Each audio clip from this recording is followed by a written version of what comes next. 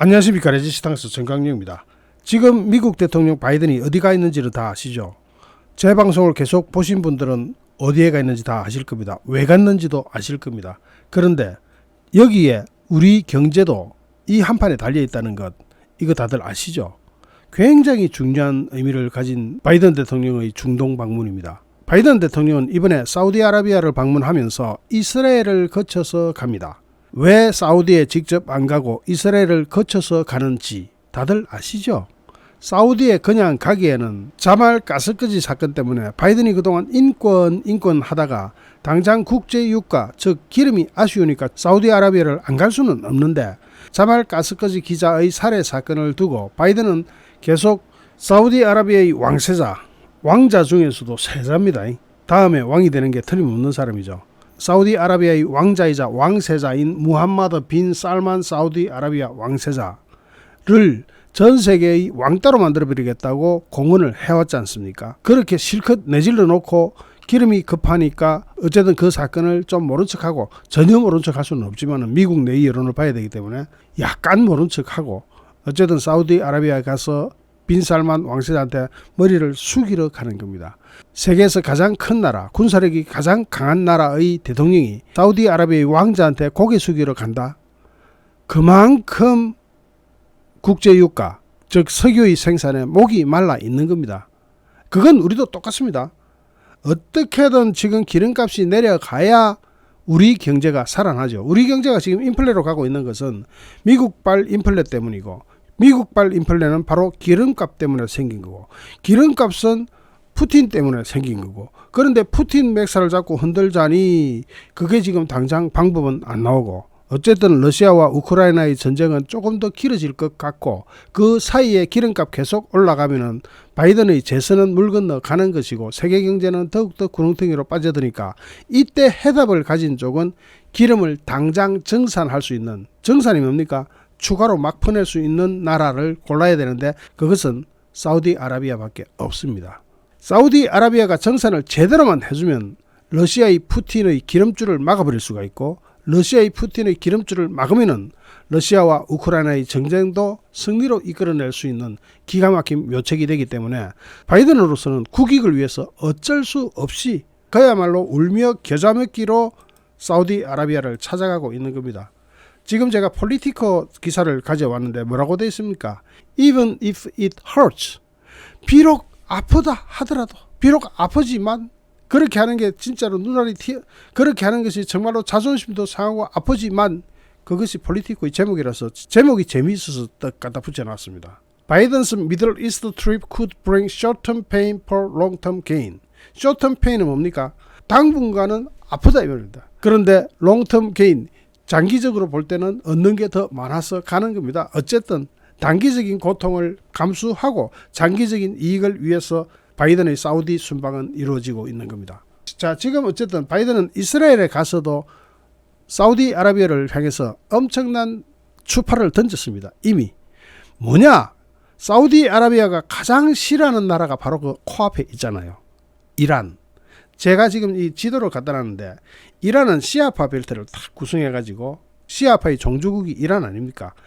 이란을 박살내 줄 테니까 사우디아라비아 너 기분 좋지? 하고 이걸 비율을 맞추기 위해서 이란을 작살내고 있습니다. 지금 뭘로 작살내느냐? 입으로 작살내고 있습니다. 그런데 그 입으로 그칠 것이 아니고 무력까지도 동원해서 이란을 주저앉히겠다. 만약에 이란이 핵 개발을 한다든지 하게 되면은 사우디아라비아는 그냥 점프를 할 지경이죠.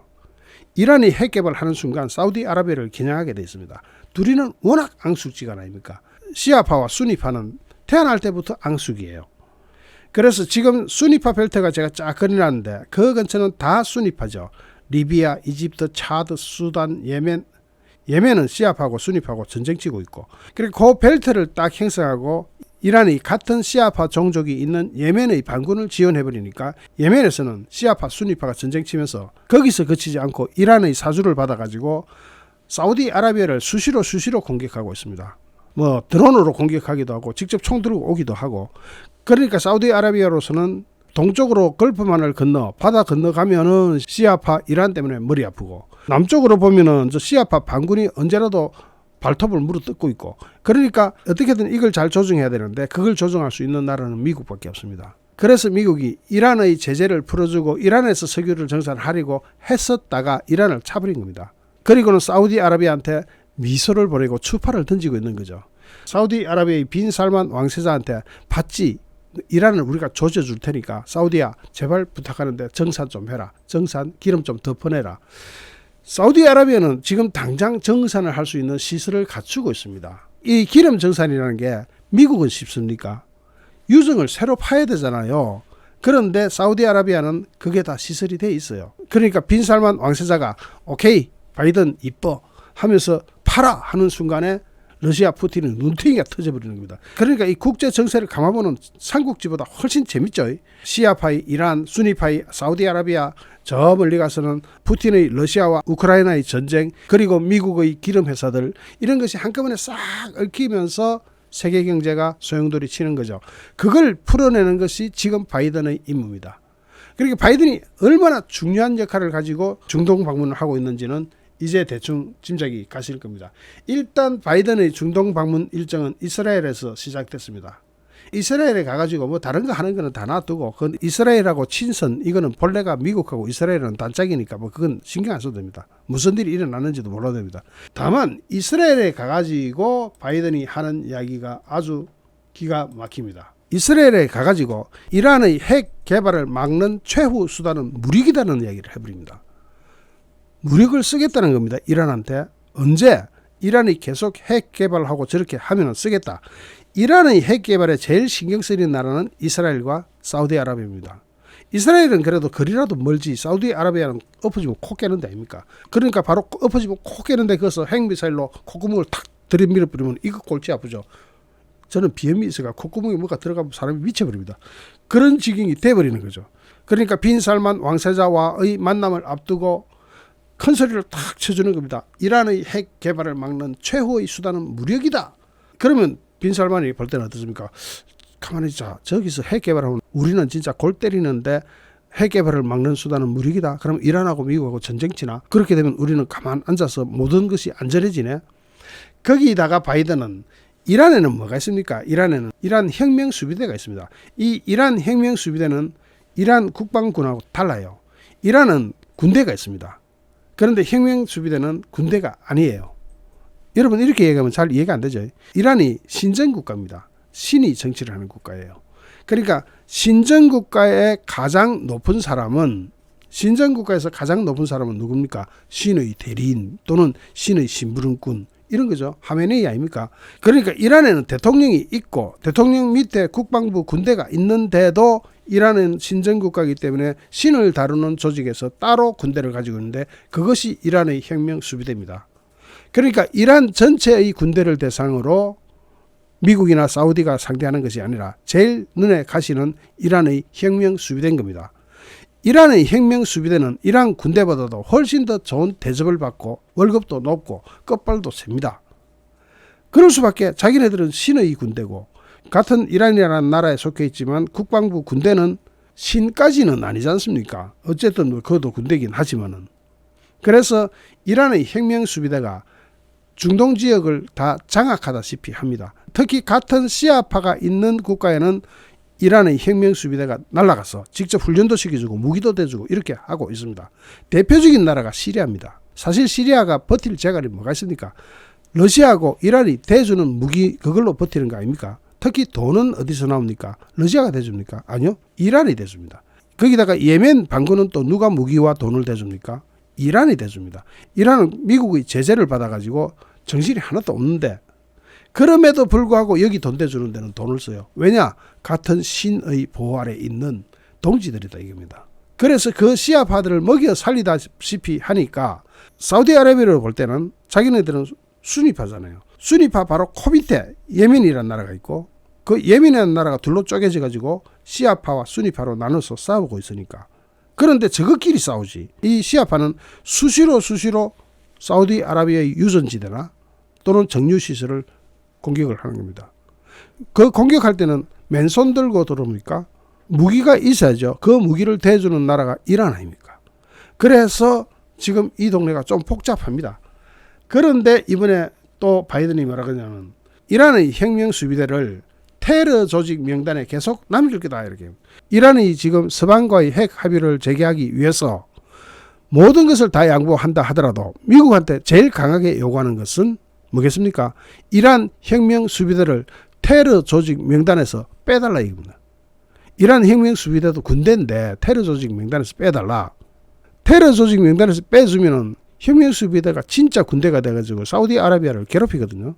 그래서 바이든이 이번에 이스라엘에서 이야기 팡 하는 것이 사우디 빈 살만 왕세자를 보란 듯이 주파를 던지면서 이란의 혁명 수비대는 계속 미국에서 테러 조직의 일원으로 명단으로 남겨두겠다. 테러 조직으로 딱 지정돼 보면 아무것도 못하는 거죠. 모든 제재가 막 쏟아지니까. 그래서 지금 바이든은 사우디아라비아의 빈 살만 왕세자를 다루기 위해서 좀 요래요래 하기 위해서 온갖 외교적 수단을 다 동원하는 겁니다. 그러면서도 자말 가스거지 기자의 살해 사건에 대해서는 또 바이든은 한마디 안 할 수가 없어요. 미국의 민주당 조직과 바이든의 지지자들은 이번에 제일 열받아 하고 있는 것이 어떻게 아무리 급해도 자말 가스거지를 살해한 빈 살만 왕세자랑 손을 잡을 수 있느냐 이 부분 아닙니까? 그러다 보니까 바이든은 이번에 자말 가스거지 기자에 대해서 입을 열 수밖에 없게 되어 있습니다.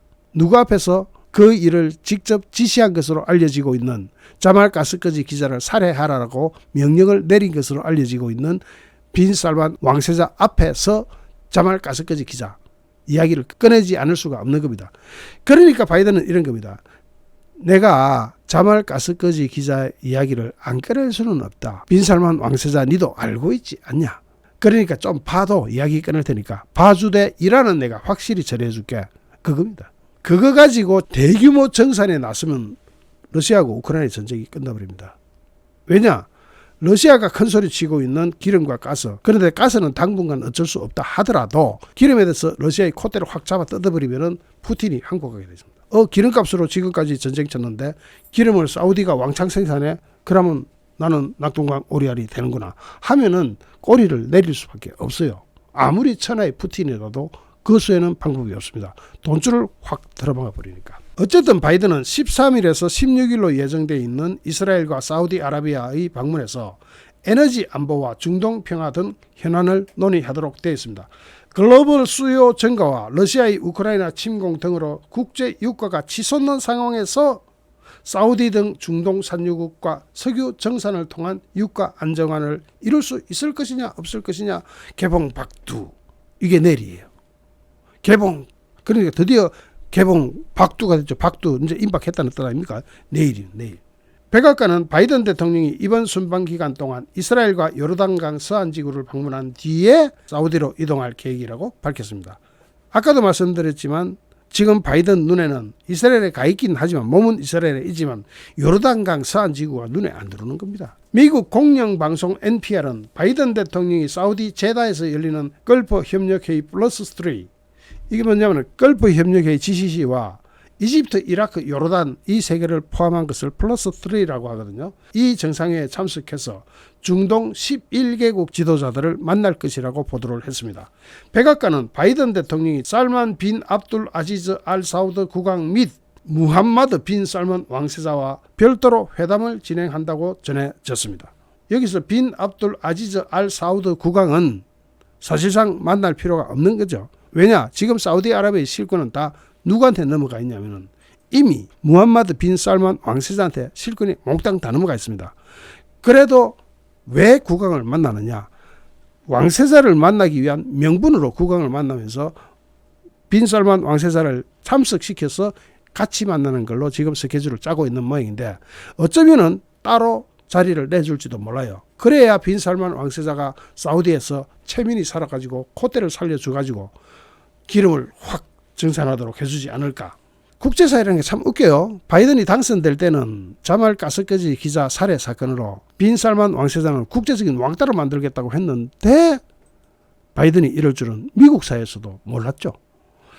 그만큼 지금 현재 국제유가는 바이든의 발목을 확 잡고 있는 겁니다. 사우디에서 정산만 제대로 이루어지면 대규모 정산, 그러니까 살짝살짝 정산해 주는 거 말고 왕창 정산을 하게 되면 미국의 유가도 떨어집니다. 미국 서부 텍사스유의 기름값 역시도 국제 유가와 연동되죠. 연동되기 때문에 그렇게 되면 바이든의 재선 가능성이 살짝이라도 열립니다. 물론 바이든의 재선 가능성은 제가 볼 때는 희박합니다. 다른 건 몰라도 나이 때문에 또 희박해요. 하지만 바이든한테 물어보면 그런 소리 안 하겠죠. 나 아직 싱싱해. 그럴 거 아닙니까? 나 얼마든지 대통령 4년 더 할 수 있어. 나 아직 싱싱해. 이럴 거 아닙니까? 그러니까 바이든 입장에서는 당장 이번 중간평가, 즉 하원의원 선거에서 뭔가 실적을 올리는 걸 보여줘야 돼요. 지금 만약에 미국의 인플레를 사우디로 인해서 잡게 된다면 바이든은 이번 중간평가 선거에서 압승을 할지도 몰라요. 미국인들은 당장 차에 기름 주유할 때 그 기름값 보고 결정하는 경우가 많습니다. 어쨌든 미국과 사우디아라비아는 80년 동안의 동맹을 맺어왔습니다. 미국이 중동을 쳐다볼 때 제일 첫 번째 동지는 이스라엘이고 두 번째 동지는 사우디아라비아인 것은 틀림없습니다. 그런데 사우디아라비아 출신 워싱턴 포스트 칼럼니스트 자말 가스거지 기자가 터키 이스탄불의 사우디 총영사관에서 암살당하면서 이 관계가 극도로 악화되기 시작했습니다. 미국이 그 배후로 빈 살만 왕세자를 지목하기 때문입니다.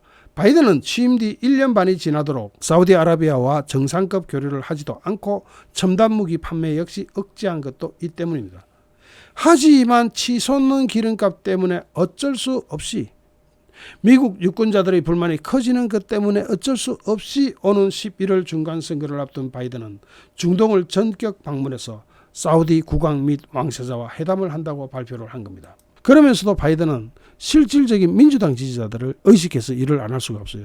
그래서 세계와 인권은 타협 불가다 이런 이야기도 합니다. 바이든 미국 대통령은 무함마드 빈 살만 사우디아라비아 왕세자를 겨냥해서 내 입장은 분명하다. 내 입장을 이해해 주지 못한다면 한동안 함께 할 수 없다라고 말했습니다. 사우디 방문을 앞두고 나온 바이든 대통령의 이 발언은 원유, 석유 정산을 위해서 인권 문제를 타협하지 않겠다는 의미로 풀이되기도 합니다.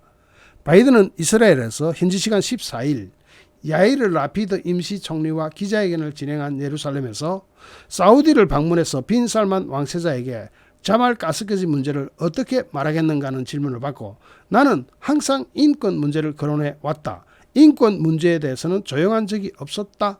이렇게 말했습니다. 그러니까 자말 가스거지 기자 문제를 빈 살만 왕세자 코앞에서 꺼내긴 꺼낸다 이겁니다.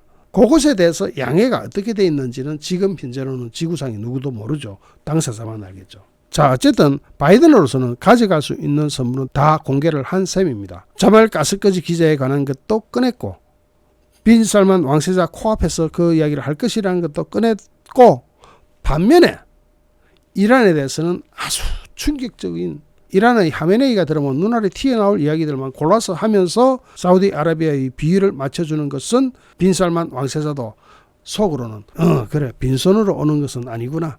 그러면 자말 가스거지 기자 이야기 정도는 내가 잠시 눈 감아주지. 이렇게 할 수 있도록 분위기를 만들었습니다. 그런데 결과가 어떻게 될 것인지는 nobody knows. 아무도 모릅니다. only 저 위에 계신 하나님만이 아시는 문제가 되어버렸습니다. 자, 여기에 대한민국의 인플레 문제와 경제 문제도 같이 걸려 있습니다. 지금 대한민국에서 가장 중요한 물가 문제는 전부 다 기름에서 출발합니다. 기름값에서 전기도 출발하죠. 각종 식료품 전부 기름값에서 출발합니다. 우리가 자동차에 주유하는 것만 기름값이 아닙니다. 모든 것을 다 기름값이 좌지우지하기 때문에 얼마나 답답한 입장이 되었습니까? 그 키를 바이든이 쥐고 사우디아라비아로 날아가고 있습니다. 결과는 언제 나오느냐? 우리나라 시간으로 내일 오후 또는 모레 아침에 다 나옵니다.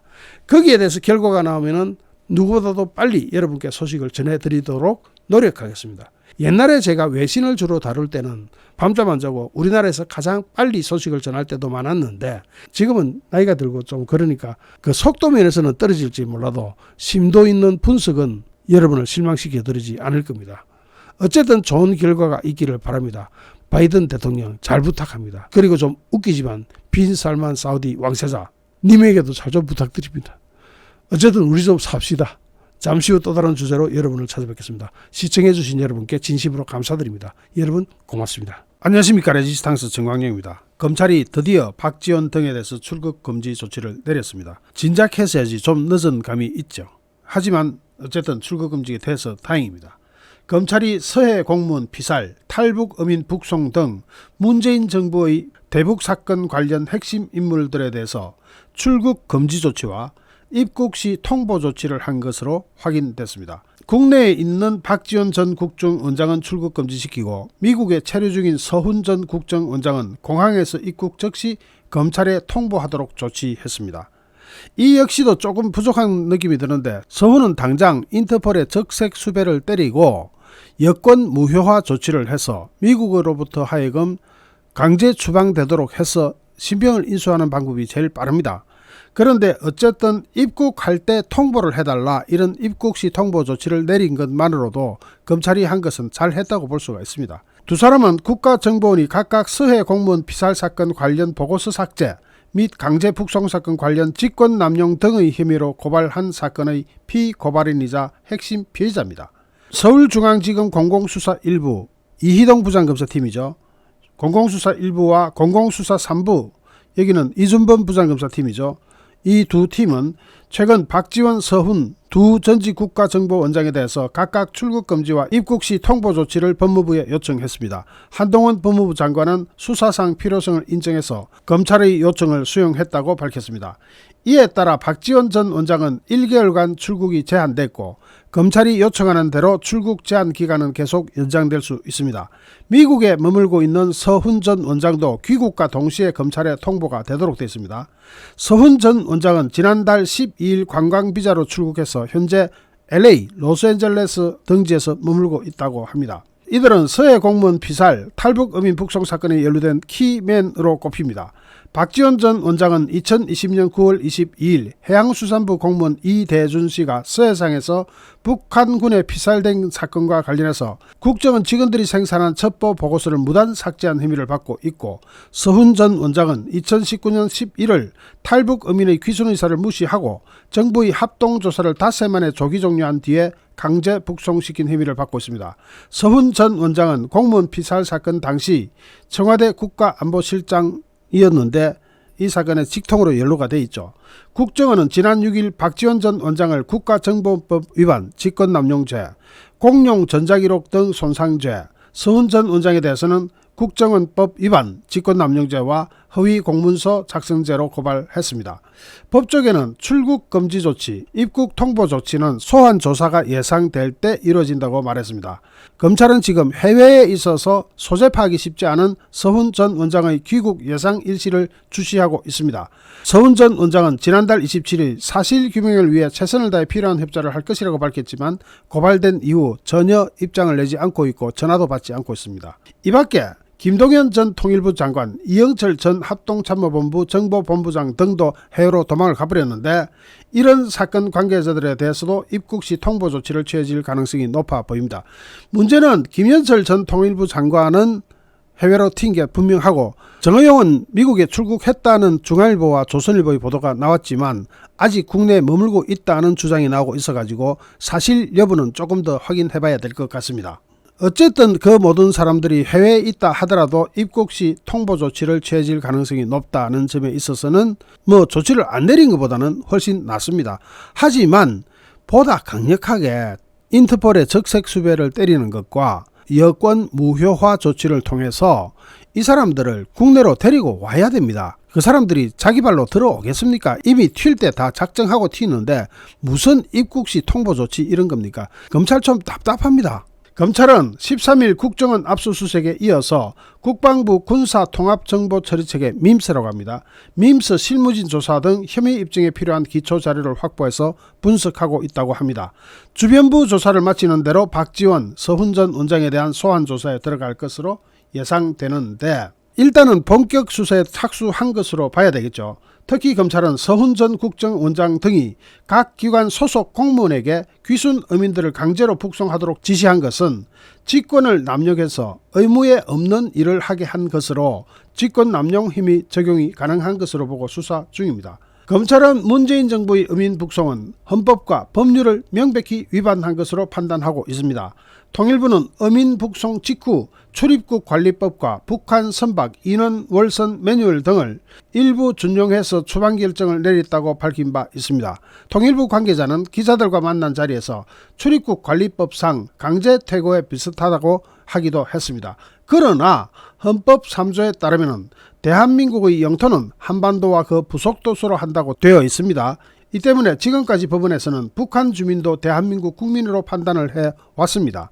탈북 주민들을 대한민국 국민으로 인정하고 북한 이탈 주민법상 정착 지원을 해온 것도 이 법률을 근거로 했습니다. 검찰은 출입국 관리법이라는 것은 외국인이나 무국적자들을 대상으로 하기 때문에 대한민국 국민인 탈북 어민들에게 적용할 수 없는데도 문재인 정부가 위법하게 적용한 것으로 판단하고 있습니다. 검찰은 또 출입국 관리법상 강제 퇴거는 외국인을 강제 출국시키는 행위라면서 북한 주민을 외국인에 준하는 사람으로 볼 법적 근거는 없다고 판단하고 있는 것으로 전해지고 있습니다. 이거는 대법원 판례가 워낙 많기 때문에 이거는 그대로 검찰 판단이 법원에서도 받아들여질 가능성이 높습니다. 검찰은 귀순 어민의 북송 이후 통일부가 이들이 살인 등 중대한 비정치적 범죄로 보호 대상이 아니고 우리 사회 편입 시 국민의 생명과 안전에 위협이 되고 흉악 범죄자로서 국제법상 난민으로 인정할 수 없다고 판단해서 정부 부처 협의 결과에 따라 추방을 결정했다고 밝힌 부분에 대해서도 판단을 달리하고 있습니다. 대한민국 국민인 북한 어민들에게 외국인 등을 대상으로 하는 난민법을 적용했다는 겁니다. 이 같은 검찰의 판단은 최근 통일부와 법무부가 밝힌 입장과 동일합니다.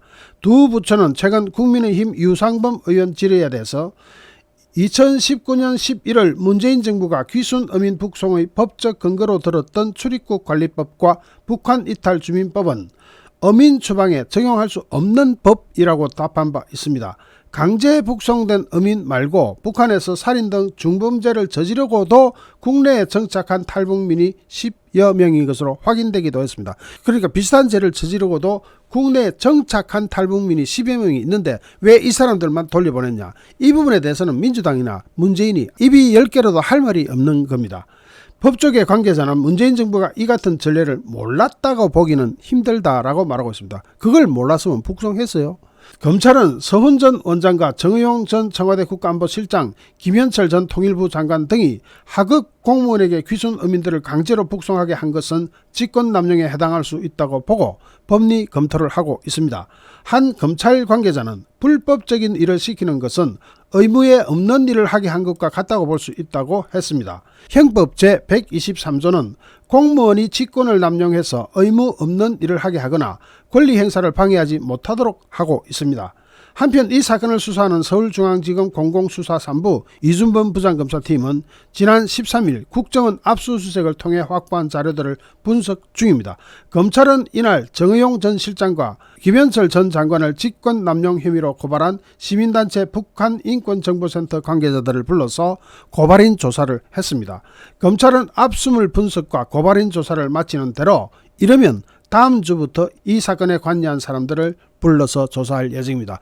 아마 줄줄이 이제 포토라인이 바쁘게 생겼습니다. 어쨌든 지금까지 검찰은 잘 하고 있는 것으로 판단합니다. 하지만 미국에 도망간 사람들은 특히 서훈 전 원장부터 이거는 인터폴을 통해서 수배를 때리고 그 다음에 여권 무효화 조치를 해서 미국으로 하여금 강제 출국, 그러니까 추방이죠. 추방을 할 수 있도록 해서 신병을 할 수 있는데도 불구하고 그 조치까지 안 간 점에 대해서는 아직도 국민의 시각으로 볼 때는 만족스럽지 못한 거죠. 도대체 뭐합니까? 그 사람들 중국이나 북한으로 도망갈 시간을 벌어주는 겁니까? 설마 그럴 일은 없겠지만, 절대로 그럴 일은 없겠지만 그 사람들한테 시간 자꾸 주면은 결국은 증거인멸이나 또 다른 삼국으로의 도피를 방조하는 것으로 의심받을 수도 있습니다. 검찰은 좀 더 강하게 나갔으면 좋겠습니다. 그것이 국민이 바라는 일 아닐까요? 지금 우리 국민들은 이 사건만큼은 인간의 기본적인 권리, 인권에 관한 문제이기 때문에 인간의 가장 기본적인 생존권과 생명권에 관한 것이기 때문에 이 사건은 그냥 가볍게 보면 안 됩니다. 이것도 저것도 안 되면은 국제형사재판소에 이 사건을 넘겨버리는 것도 가능합니다. 물론 대한민국이 주권 국가로서 국제형사재판소에 넘기는 것은 대한민국이 좀 쪽팔리는 경우도 있을 수는 있습니다. 그렇지만 아니 귀국을 안 한다면은 국제형사재판소에 의뢰해가지고 국제형사재판소로 하여금 잡아가도록 만들어주면 될 거 아닙니까? 그런 방법을 쓰는 것은 주권국가로서 좀 못한 점이 없지는 않습니다. 그래서 인터폴의 적색수비를 때리고 여권 무효화 조치를 통해서 지금 데리고 오자는 겁니다. 다음 주부터 국내에 있는 사람들은 줄줄이 소환이 될 텐데 외국에 도망갔다고 해서 소환해서 피한다는 게 말이 되겠습니까? 어쨌든 검찰의 현명한 판단을 기다립니다. 잠시 후 또 다른 주제로 여러분을 찾아뵙겠습니다. 시청해주신 여러분께 진심으로 감사드립니다. 속보 마칩니다. 고맙습니다.